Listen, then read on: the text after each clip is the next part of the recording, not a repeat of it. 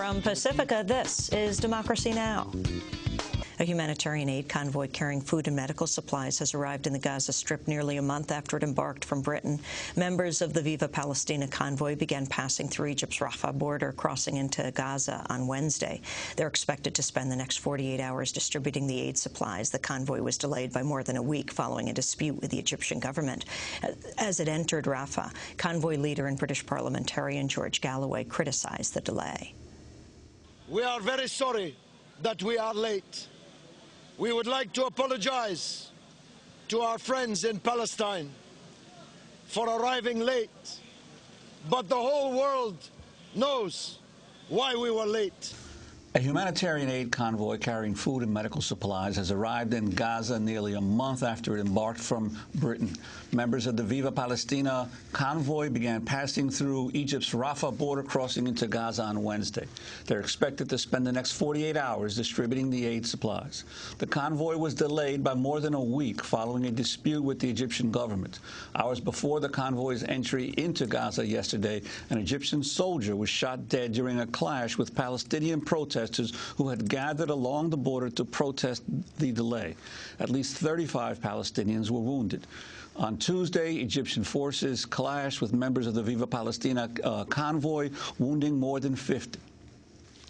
Egypt and Israel have been maintaining a strict blockade on Gaza since 2007, allowing only the most basic supplies to get through. Viva Palestina's arrival in Gaza comes a year after the 3-week Israeli assault that killed over 1,300 Palestinians. British parliamentarian George Galloway led the Viva Palestina convoy. He joins us on the phone right now from Gaza. Welcome to Democracy Now! Can you tell us what happened? We hear a number of people in your convoy were beaten up, were hurt, some hospitalized. 55, in fact, were injured, some of them quite severely. 10 of them had to go to hospital. All of them entered Gaza with us, but we have a collection of broken heads and plaster casts and bloodied faces and clothes. It's quite a testimony to the role that the government of Egypt is playing in this siege that you've just admirably described. It was entirely unprovoked. It was an attack on unarmed civilian people, and it was very frightening and brutal. And, of course, it was of a piece with the way that the Gaza Freedom Marchers were treated in the center of Cairo in the middle of the tourist season just days before. What kind of coverage did that attack receive in the Egyptian media, and did it have any impact on the government's decision to then let the convoy pass? Well, the good news is that nobody watches the Egyptian media in Egypt. All of them watch the pan-Arabic stations like Al Jazeera, satellite stations which have broken the censorship walls of the dictatorships in the Arab world. And so everybody in Egypt knows what happened in that little port of Al Arish, and the vast majority of them, I'm sure, completely disapprove of it, indeed denounce it. The Egyptian people are entirely behind the Palestinians under siege. Unfortunately, they are ill-served by a government that is playing a quite despicable role, actually. Just a few yards from where I am now, the Egyptians are building what we call the Wall of Shame, which is being done in conjunction with the United States military to try and choke off the tunnels which are the only other means of bringing life into Gaza, in which sheep and chickens and petrol and gas and the other means of staying alive, other than medicine. Because if I may correct something you did say in the introduction, you said we were bringing food and medicine, but we were only bringing medicine because food is actually not allowed to come through the Rafah gate from Egypt into Gaza. Food must pass through the Israeli lines, because, of course, they say they are concerned about the safety of the food. They don't want to cause any food poisoning in Gaza, you understand. Can you describe the condition of Gaza? It's been a year since the Israeli assault. You were there last year also trying to bring in aid. It's desperate. If I give you a tiny example, only to give you an example, I'm here in quite a nice hotel except there is no food in the hotel. There is no food for breakfast, there's no food for lunch. Now, I make that point only to illustrate that if there's no food in the best hotel in Gaza, imagine what the people are suffering. I've watched with my own eyes Palestinian women and girls in the early morning mists on top of garbage heaps, combing through the garbage heaps looking for food in an Arab Muslim country in 2009 and 10.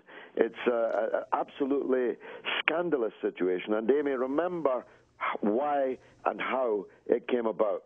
It's been imposed by men. It's not a natural disaster.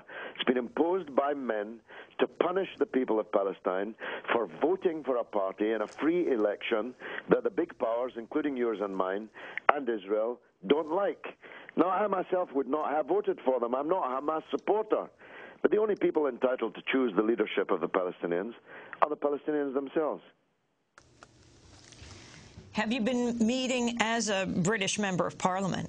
Did you meet with any Egyptian leaders? And is there an explanation of why the Gaza Freedom March was kept out? They allowed in about 100 people, but many refused under those conditions, and why the Egyptian government is stopping these peace activists from entering Gaza? Well, I'm glad to say that at every stage we insisted on all of our convoy entering Gaza, and we refused to leave Al Arish without our prisoners, 6 people who were being held prisoner by the Egyptian government's forces. And we refused to accept the exclusion from Egypt of some of our convoy members, all of whom were initially excluded, but all in the end were let in and are with me here in Gaza. So in terms of solidarity, I'm proud of what we have achieved. No, there's no explanation from the Egyptian regime at all. How could there be, in a way? How do you explain to anyone that that Egypt, once the heart of the Arab world, is now playing a part in building an iron wall of shame around suffering people who are being effectively starved, they hope, into surrender, but if not into surrender, then into death. And George Galloway, your sense of how the Palestinian leadership is regarding the policies of the United States. Now we're a year into the Obama administration. He's on the one hand attempted to reach out to the Arab world in a way the Bush administration never did, but in terms of Palestine and the conflict with Israel, there doesn't seem to be a whole lot of change. Well, I must tell you, Juan, as someone who myself, on my radio shows and TV shows and so on, campaigned for the election of Barack Obama, tried very hard to persuade people on the left that they were making a kind of utopian mistake in not supporting Obama. There's a tremendous, bitter disappointment here in Palestine, and indeed wider than that, at the role that President Obama is currently playing, or rather not playing. His speech in Cairo was a wonderful piece of work. It was mesmerizing. It transfixed the Arab public opinion that finally, after the Bush years, we had some hope. But in practice, his policy, and one assumes Hillary Clinton is carrying out his policy, is exactly the same as the policy of the Bushites towards the people here. And there's bitter, bitter disappointment about that. George Galloway, we want to thank you very much for being with us. A British MP leading the Viva Palestina aid convoy. Their whole convoy did get into Gaza through Egypt, though through a great deal of conflict with a number of the delegation beaten up. First they hit with phase 1, airstrikes all day and all night. Phase 2, rockets hit the Gaza Strip with phosphorus. Phase 3, ground attack, how we gonna counteract? Boycott, divest, and sanction. Boycott, divest, and sanction. Boycott, divest, and sanction. Israel, you should be ashamed. Killing maim thousands of civilians in our name. Claim you hitting terrorists, but children in your aim. Even murder relief workers, what's spilling from their brain while they tried to drive the ambulance. So they couldn't stand a chance. Even bomb students, hospitals, Mas Rafa and Khan Yunis. Shot them in their back like the cops to Oscar Grant. And in each case, the good old United States sponsored that. $7 million a day that we pay tax, and APAC's lobbyists is robbing us. Sometimes it feels like there ain't no stopping this, but now nobody can deny it, cause you made it too obvious. Naked truth exposed like the emperor's clothes. The struggle's getting hotter and the temperature rose. Since 1948, when you formed the state, Palestinian people still defending their home. Emperor's Clothes by Invincible, here on Democracy Now!, democracynow.org, The War and Peace Report. I'm Amy Goodman with Juan Gonzalez.